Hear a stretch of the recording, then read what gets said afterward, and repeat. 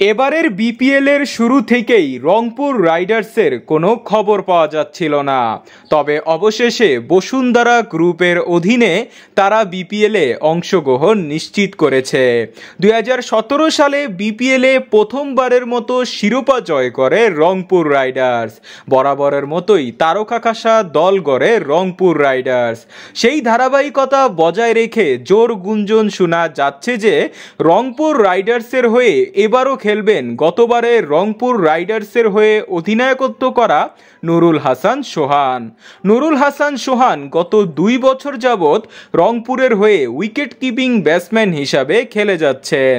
রংপুরের সাথে তার ভালো সম্পর্ক রয়েছে, তাই রংপুর রাইডার্স এবারও রংপুরের অধিনায়কত্ব দিয়ে তাকে দলে রিটেইন করেছে। তবে এই বিষয়টি এখনো অফিসিয়াল নয়।